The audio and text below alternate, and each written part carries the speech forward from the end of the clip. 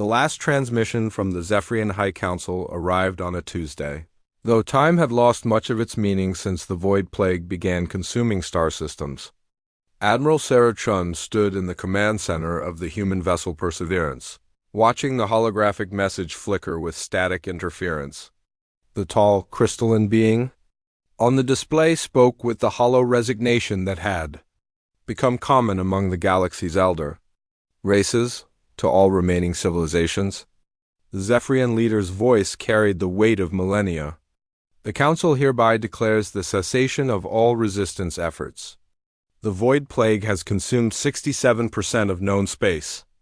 Our greatest minds, our most advanced technologies, our oldest wisdom traditions have all failed to slow its advance.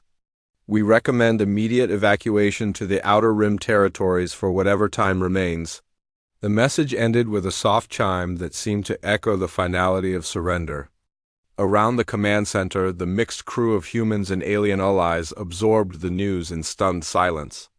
The Zephyrians had been fighting cosmic threats for over 50,000 years. If they were giving up, what hope did anyone else have? Captain Marcus Rodriguez, Chun's second-in-command, broke the silence. Admiral, we're receiving similar messages from the Cathari Republic, the Mordian Empire, and the Stellae Confederation. They're all abandoning their core worlds. Chen nodded slowly, her weathered face showing none of the despair that filled the room. At 62, she had survived the Centauri Wars, the Android Uprising, and humanity's first contact with hostile alien forces. But this was different. This wasn't war with rules and tactics and achievable objectives. This was something that seemed to eat reality itself. The Void Plague had appeared 3 years ago at the galaxy's edge, emerging from the space between spaces. It wasn't a disease in any conventional sense. It was more like cosmic cancer, turning thriving worlds into empty shells, converting matter and energy into something that simply wasn't there anymore. Entire star systems would go dark, leaving only cold, empty space where billions had once lived. Dr. Elena Vasquez, the ship's chief xenobiologist, stepped forward. Her normally bright demeanor had grown subdued over the past months, but her eyes still held determination. Admiral, I've been analyzing the data from all known Void Plague incidents. There's a pattern that the other species might be missing. What kind of pattern? Chun asked. The plague doesn't just consume randomly.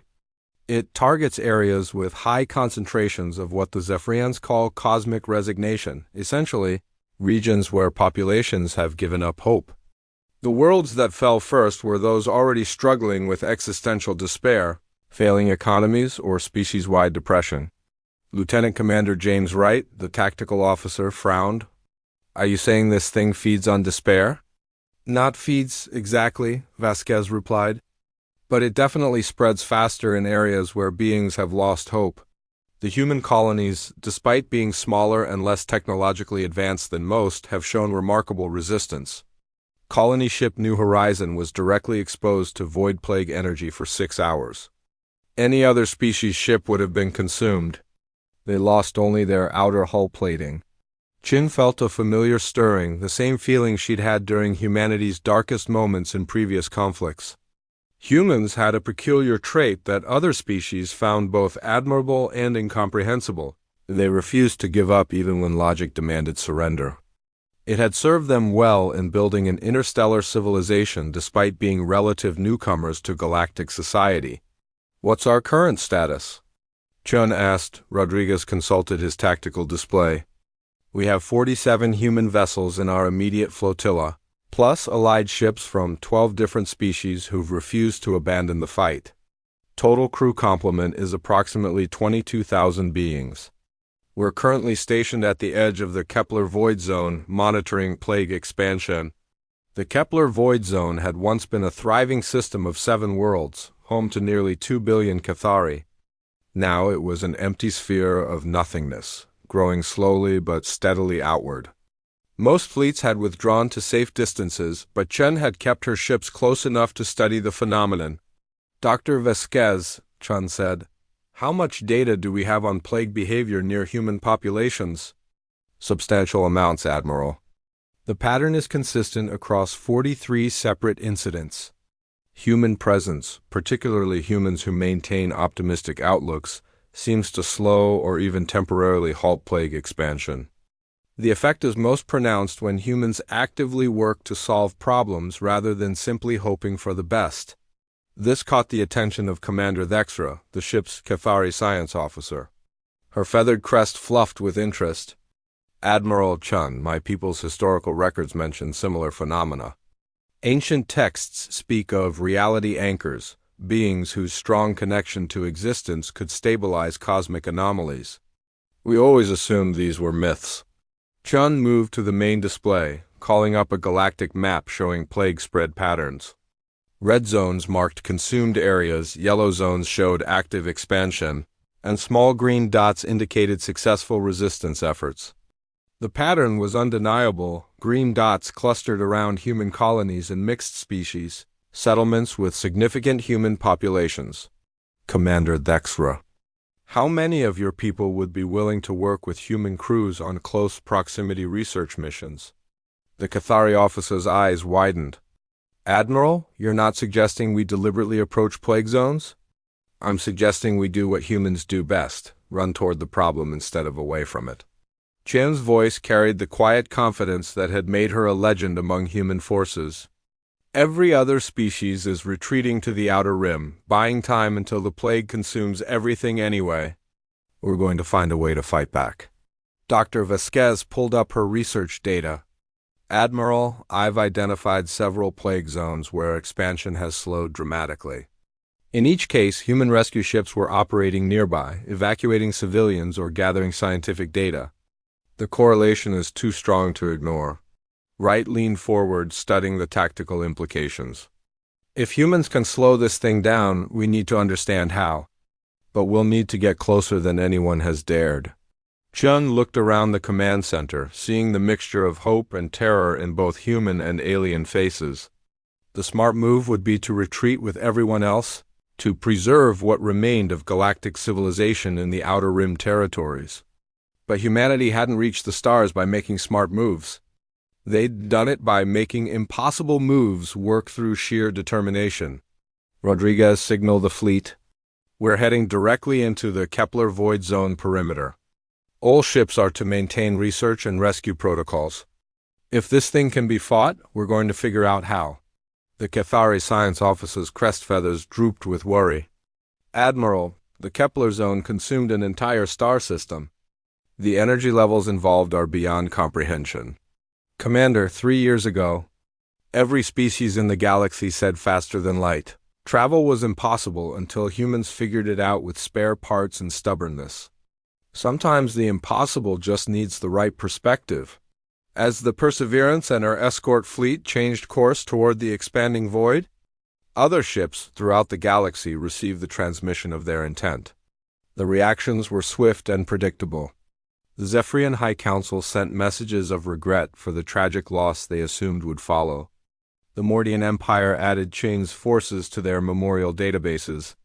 The Stellate Confederation marked the region as forbidden space, but on 17 different worlds, small groups began monitoring human transmissions with new interest.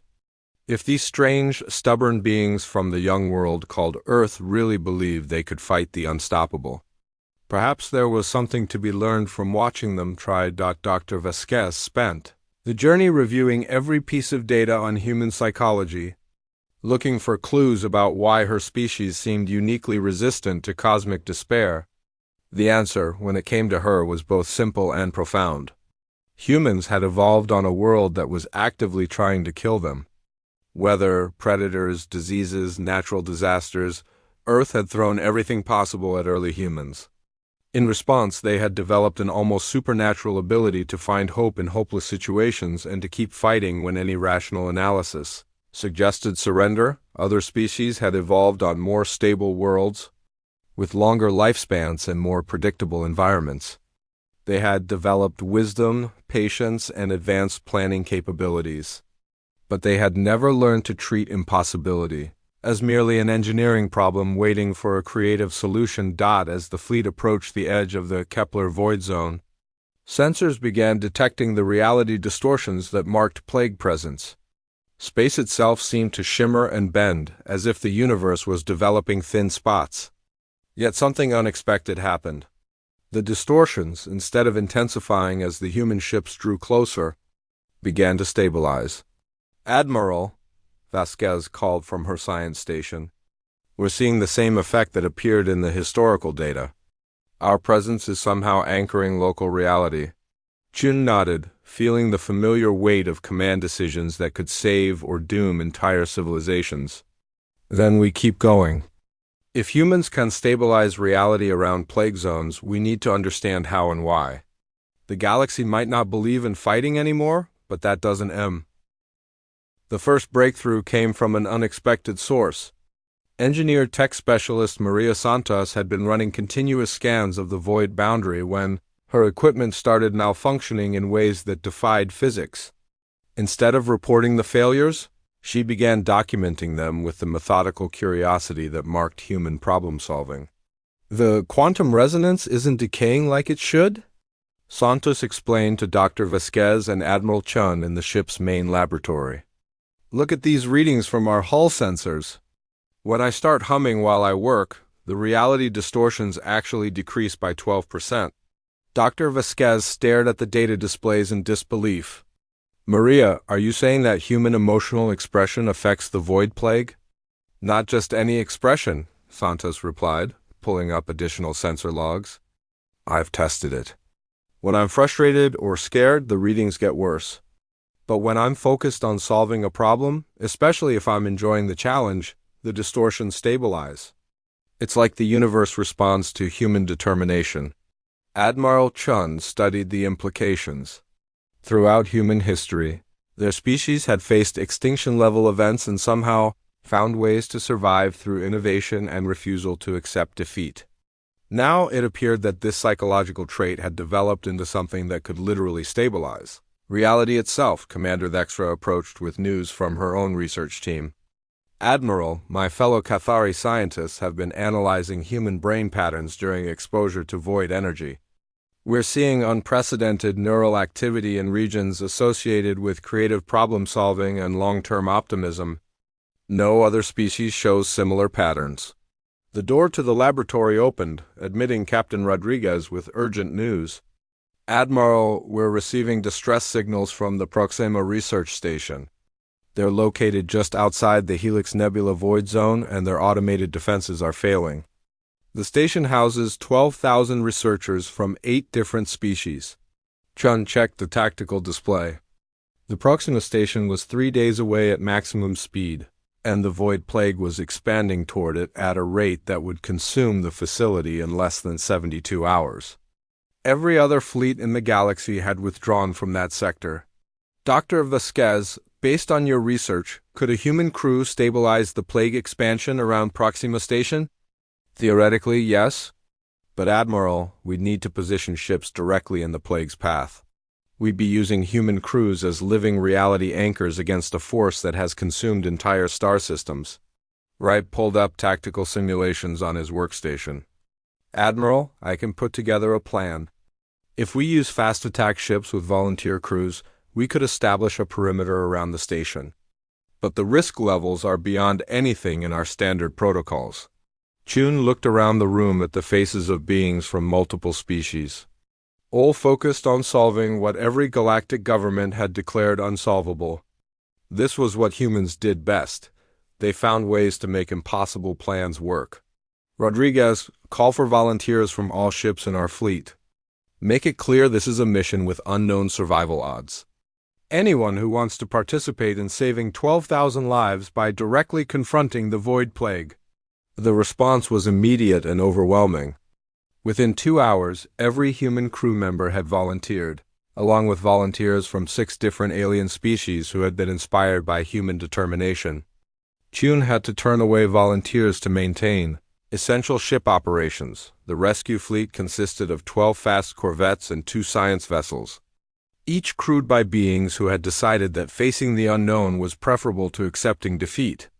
As they approached the Proxima system, long-range sensors showed the void plague spreading like a cancer through space itself, converting matter and energy into simple, Nothingness. Dr. Vasquez had spent the journey developing what she called the Human Resonance Protocol, a set of procedures designed to maximize the reality stabilizing effects of human psychology.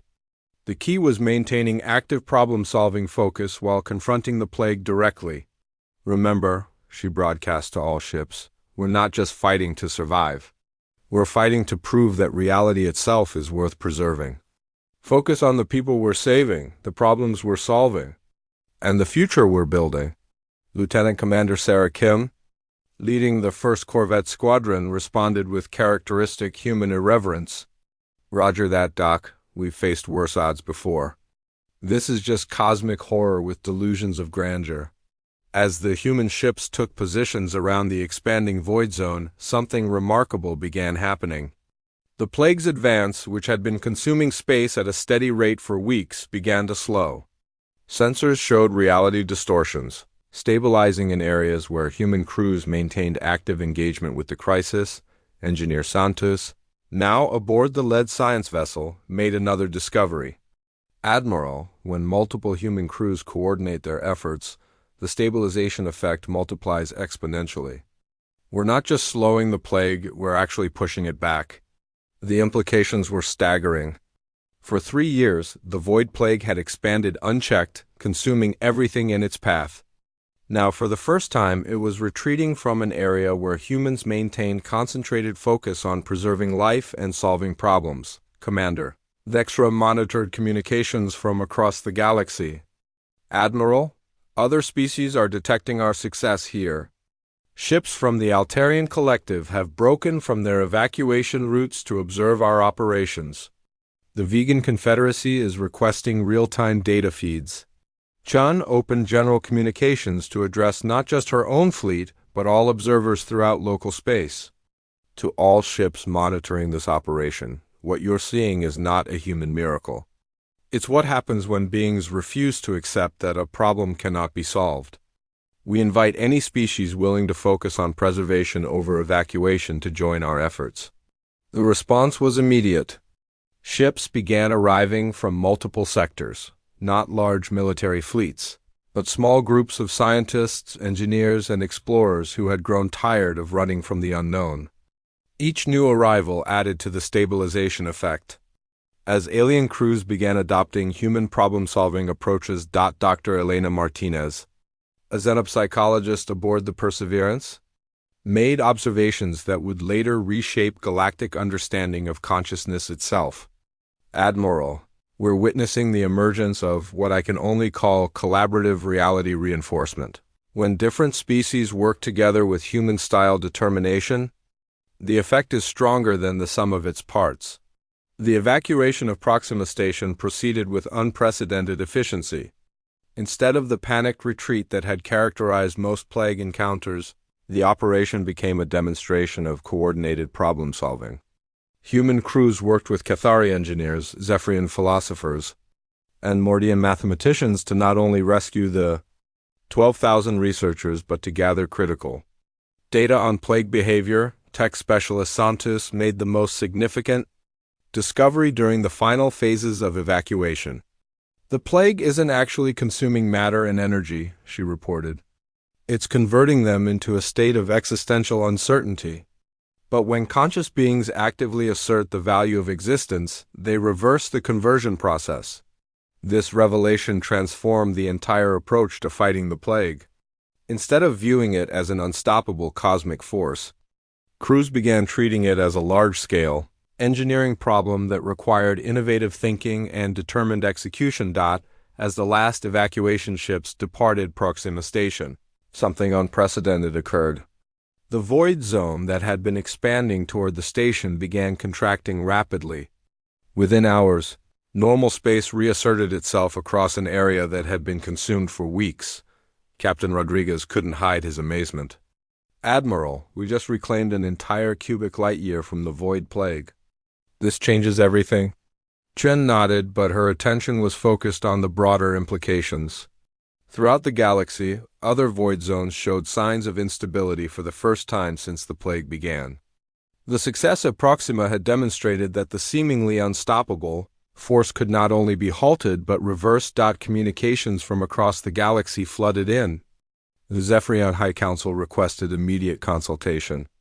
The Mordian Empire asked for tactical assessments. The Stellae Confederation began mobilizing research fleets. Species that had written off their entire civilizations suddenly saw hope for recovery, but Admiral Chun understood that this was only the beginning. The Void Plague still controlled vast regions of space, and reclaiming them would require something the galaxy had never attempted: coordinated resistance based on the distinctly human belief that no problem was truly unsolvable. Dr. Vasquez, Chun said, prepare a comprehensive report on the human resonance protocol. We're going to need to teach the entire galaxy how to fight like humans. As the fleet prepared for the next phase of operations, long-range sensors detected something that confirmed Chun's growing suspicions. New void zones had stopped forming entirely. For the first time in 3 years, the plague was no longer expanding faster than it could be fought. The galaxy was about to learn what happened when humans decided that surrender was not an option. 6 months after the victory at Proxima Station, Admiral Chun stood before the largest interspecies assembly in galactic history. Representatives from 47 different civilizations had gathered at the neutral station of Harmony Point to coordinate what they now called the Reality Reclamation Initiative. The transformation had been remarkable. Species that had abandoned their homeworlds were returning with human-trained crews. The Cathari Republic had established joint operations centers where their analytical minds worked, alongside human innovation. Even the ancient Zephyrians, who had declared the fight hopeless, were contributing their vast databases to support human-led research teams. Dr. Vasquez presented the latest findings to the assembled delegates. The Void Plague appears to be a manifestation of what we term existential entropy, the universe's tendency toward meaninglessness in the absence of conscious will to preserve meaning. Humans, through their evolutionary psychology, naturally resist this entropy through active problem-solving and refusal to accept defeat. Commander Thexra, now serving as liaison between human forces and the Cathari fleet, added crucial context. Analysis of recovered void zones shows that the plague doesn't destroy matter and energy. It converts them into states of quantum uncertainty that can be reversed through focused application of conscious determination. The assembly murmured with interest, but Admiral Chen could see skepticism in some faces. The scientific explanation was sound, but the practical implementation required something that didn't come naturally to most species: the willingness to charge directly at cosmic horror with nothing but determination and creative thinking. Captain Rodriguez approached with the latest tactical reports. Admiral, we now have active reclamation operations in 12 different sectors. The success rate has been extraordinary. We've recovered 63 star systems in the past month alone. The numbers were impressive. But Ching knew the real measure of success was in the stories behind the statistics. Each recovered system represented billions of lives saved and entire civilizations given second chances. Lieutenant Commander Kim's voice came through the communications system from the front lines. Admiral, you need to see this. We're approaching the original Void Zone, the first area consumed by the plague 3 years ago. Something's happening here that we've never seen before. Xion ordered the main display to show Kim's sensor feeds. The original Void Zone had been a massive sphere of nothingness encompassing 5-star systems. Now, as human-led fleets approached its boundaries, the void was contracting at an accelerating rate. Dr. Vasquez, explain what we're seeing. Admiral, the plague appears to have a cascade effect in reverse.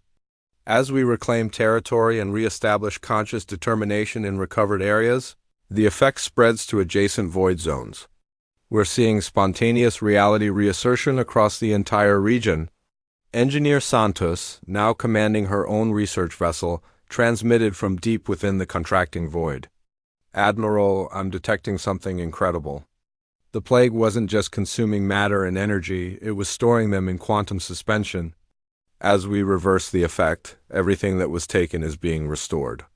The implications sent shockwaves through the assembly. Worlds that had been lost for years, entire populations that had been assumed dead, were returning to normal space as the void contracted. The plague hadn't been destroying the galaxy, it had been holding it in a state of existential limbo. The breakthrough came when Santos made contact with survivors from the first consumed worlds. "Admiral, we have communications from the Kepler system. The populations that we thought were destroyed have been conscious throughout their time in the void, but trapped in a state of complete despair. They're describing it as existing in a universe where hope itself was impossible." Shun felt a chill of understanding. The void plague wasn't a random cosmic force. It was a manifestation of despair itself, spreading wherever beings gave up hope and trapping conscious life in states of existential emptiness. Humans, through their psychological resistance to despair, had naturally developed immunity to its effects. "This changes our approach entirely," Chun announced to the assembly. "We're not just fighting a cosmic anomaly. We're fighting the fundamental tendency toward despair that affects all conscious life. And humans, through sheer evolutionary stubbornness, have developed natural antibodies." The Zephyrian representative, Elder Christhon, spoke with newfound respect. "Admiral Chun, my species has existed for over 50,000 years. We have seen the rise and fall of countless civilizations. But we have never encountered a species that treats impossibility as a personal insult." Chun smiled at the description. "Elder, on Earth we have a saying, it's not about the size of the dog in the fight, it's about the size of the fight in the dog. Humans evolved on a world that was constantly trying to kill us. We developed an almost pathological refusal to stay dead. Dr. Martinez, now coordinating psychological operations across multiple fleets, reported remarkable developments. Admiral, we're seeing fundamental changes in how other species approach problem solving. The human method is being taught in schools across 17 different worlds. Children are being raised with the understanding that any problem can be solved if you refuse to give up." The transformation was indeed spreading beyond military operations. Throughout the galaxy, societies that had developed patterns of fatalistic acceptance were embracing human-style determination. Art, literature, and philosophy were experiencing renaissances as beings rediscovered the value of struggling against impossible odds. Tech, Specialist Santos transmitted from the edge of the original void zone. "Admiral, we're witnessing something unprecedented. The final void barrier is collapsing, but instead of gradual contraction, we're seeing instantaneous reality restoration across entire light years." The main display filled with images that would become legendary throughout galactic history. 5 star systems materialized simultaneously as billions of conscious beings were restored from quantum suspension to normal space. But more importantly, they emerged not as broken survivors, but as beings reborn with human style. Determination to never again allow despair to consume their reality, communications flooded in from the restored worlds. 3 years of existing in absolute despair had transformed these populations in unexpected ways. They had experienced the ultimate consequence of giving up hope and emerged with ironclad determination never to surrender again. "Admiral Chun," came a transmission from the restored Kepler Prime. "This is Chancellor Vexstar of the reborn Cathari homeworld. Our people have experienced something no beings should ever face: existence without hope. We pledge our eternal alliance to human-led efforts to ensure this never happens again anywhere in the galaxy." Similar messages arrived from dozens of restored worlds. The galaxy was experiencing a fundamental psychological transformation, moving from cultures of cautious wisdom to cultures of determined optimism. Commander Thexra compiled the final statistics for the assembly. "The last void zone collapsed 17 minutes ago. We have successfully restored 137 star systems containing approximately 400 billion conscious beings. More importantly, we have identified and eliminated the source of the plague itself." Elder Christhon rose to address the assembly with formal ceremony. "Admiral Chun, on behalf of the Zephyrian High Council and all civilizations represented here, I present you with the Star of Eternal Gratitude, the highest honor our species can bestow. But more than that, I offer something we have never given another species: Our acknowledgement that humans possess wisdom that our 50,000 years of existence never taught us. Jun accepted the honor, but her focus remained practical. Elder, the real victory isn't in the medals or recognition. It's in ensuring that no species ever again faces extinction because they believe problems can't be solved. Dr. Vasquez presented the final piece of the puzzle to the assembly. We've established permanent human determination, centers throughout the galaxy, research stations where beings from all species can study and practice human-style problem-solving approaches. We're also implementing early warning systems to detect the psychological conditions that allow despair-based phenomena to emerge. As the assembly concluded, Admiral Chen looked out at representatives from dozens of species, all committed to maintaining the psychological defenses that would prevent another void plague. The galaxy had learned the most important lesson humans could teach, that as long as conscious beings refused to give up, reality itself would support their efforts. Captain Rodriguez approached with a final update. Admiral, we're receiving requests from exploration fleets heading toward the galactic edge. They want human advisors for their missions into unknown space, in case they encounter other reality-threatening phenomena. Chun nodded approvingly. The greatest protection against cosmic horror was ensuring that every exploration mission included beings who treated the impossible as merely an engineering challenge waiting for a creative solution. 6 months later, the galaxy was fundamentally changed. War memorials that had marked humanity as the species too stubborn to know, when they were beaten, were replaced with monuments celebrating the species that taught the universe how to hope. But Admiral Chun's favorite,